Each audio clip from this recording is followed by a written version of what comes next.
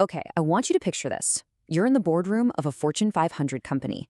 The tension is so thick you could cut it with a knife. The CEO has just been presented with a plan so radical it threatens the very foundations of his multi-billion-dollar empire. And frankly, it's a plan that every single leader needs to understand right now. And this isn't some made-up story. It's a real quote from a real conversation. And man, it just perfectly captures the brutal choice leaders are facing. The choice isn't really between changing or staying the same. No, no. It's between trying something that feels almost impossible or just sitting back and accepting that you're going to become irrelevant. And then you see this number, 3%. That's the number that just stops everyone dead in their tracks. Out of all the companies that are going to attempt this massive rebuild for the age of AI, the data suggests only 3% will actually succeed. So what on earth separates that tiny fraction from everybody else?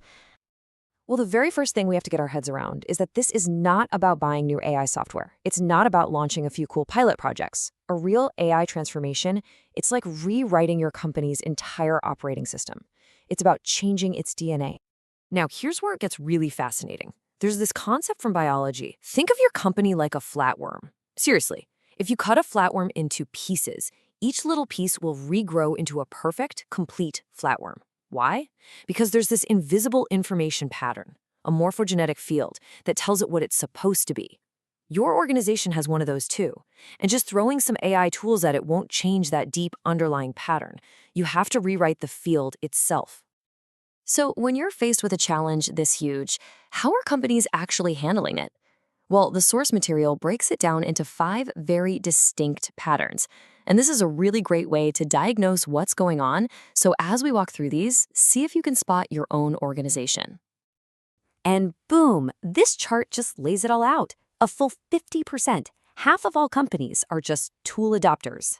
Then you've got these big chunks who are either hiring consultants to solve it for them or are just in total denial. And then you see that tiny little sliver, 3%, the system transformers. Let's break down what each of these really means. So first up, you've got the deniers. You know these guys, you've heard the lines, "Oh, our business is all about relationships," or "AI is just another tech fad, it'll pass." What they're doing is optimizing for stability in a world that is now rewarding adaptability above all else. By the time they figure it out, that window for change will have slammed shut. They're pretty much on a collision course with your relevance, probably by 2028. Now, this is the most common way to fail. The company rolls out some AI tools, everybody gets a license, and leadership declares victory. We're an AI company now, and at first, it looks great. Productivity seems to spike. But here's the trap. They've automated the creation of work, but they haven't redesigned how they verify it. So what's really happening? They're just making more low-quality stuff, faster than ever, creating this invisible crisis of chaos and bad information that is going to explode down the line. Then you have the companies that think they can just outsource the problem. They spend millions of dollars on big-name consultants who deliver these beautiful PowerPoint decks with complex roadmaps. But here's the thing. You can't pay someone else to do your push-ups. You can't outsource the deep learning and the cultural change that has to happen. So the consultants leave, the binders go on a shelf to gather dust, and absolutely nothing fundamental changes. Okay, this one is super interesting. This is where one part of the company, say the marketing department, actually does it. They go full AI native. They become this AI native island. But they're operating at a totally different speed with a different logic than the rest of the old school organization. And this creates this massive friction, even resentment. It's a super unstable situation. Eventually, one of two things has to happen. Either the transformation spreads to the rest of the company, or the old company crushes the island. And that brings us to the 3%, the system transformers. So what makes them so different? It's one thing, really. Radical honesty. They know this is going to be a gut-wrenching reorganization. They know it's going to be messy and confusing and hard. They're not looking for some quick, easy win. They are mentally, financially, and culturally preparing for a long, chaotic journey. And that journey inevitably leads here, to the single hardest part of the process. This is the phase that separates the pretenders from the contenders. It's called a valley of despair. And yeah, it's pretty much exactly what it sounds like. Just look at this curve. When you start the transformation, you are deliberately breaking the old ways of working before the new ones are really clicking. And that means productivity is going to drop. It has to. People get confused, they get scared, resistance skyrockets, and everyone is tempted to just go back to the old way that felt safe. This valley, this is where your commitment is truly tested. So how do you possibly get through it? Leadership. That's the only way. Leadership has to provide this constant, unwavering story. They have to hold the line and repeat over and over, we knew this was coming. This dip is not failure, it's metamorphosis. And they have to get everyone to stop looking at old metrics like quarterly revenue and start focusing on new leading indicators, like how fast we're making good decisions. All right, so that's the map of the world we're in. Now, let's get personal. Let's turn the lens on you and your company. Can your organization actually do this?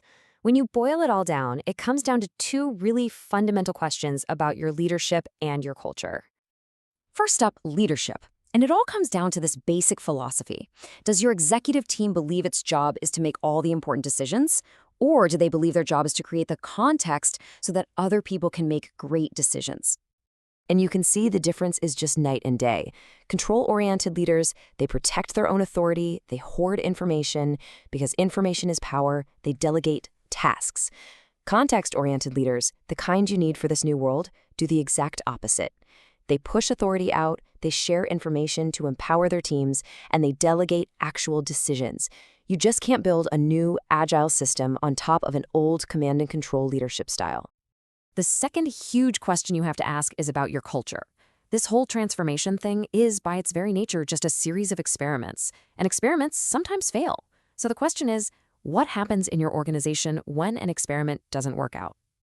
If mistakes get punished and finding someone to blame is the first move, you've got a risk-averse culture. And transformation is basically impossible there. You need a learning culture, a place where there's high psychological safety and where mistakes are treated for what they are. They're just data. They are valuable lessons for learning how to get better. So what if you do that honest assessment and you realize, you know what, we're not in the 3%. We just don't have the leadership or the culture for this. That is not a failure. In fact, that is a moment of incredible strategic clarity. The most important thing to realize is that deciding not to transform is a totally valid choice. So what are the other smart plays? Well, the source material lays out a few really intelligent alternatives. You could sell the company now while your valuation is still high before the market really understands the threat. You could find a defensible niche. Maybe you're in a heavily regulated industry, or you're a local business where pure speed isn't the only thing that matters. Or you could plan for a managed decline, maximize cash for your shareholders while you can, and then plan an orderly, graceful exit. These are all honorable, smart, strategic decisions. Okay, so let's bring this all down to you personally. What's your playbook? First, be brutally honest about which of those 5 paths your company is really on. Then, start focusing on building skills that are portable, that work anywhere, like context architecture or pattern recognition. And you have to understand this talent magnet effect. The best people are already leaving the deniers and the tool adopters, and they are flocking to the transformers. Your career value is shifting. It's not about your title anymore, it's about the unique problems you can solve. And I have to stress, there is a real clock ticking here. This isn't some 10-year transition. The window to make these big, fundamental choices, transform, sell, find a niche, that window is right now, basically between 2025 and 2027. After that, the lead that the transformers have will start compounding so fast that the gap will become impossible to close. So we end up right back where we started, with that CEO in the boardroom asking, where do we start? But I think we know now that's not really the right question. The question that truly matters, the one you have to ask yourself and your organization, is this. Do we honestly, truly have what it takes to make it through this journey?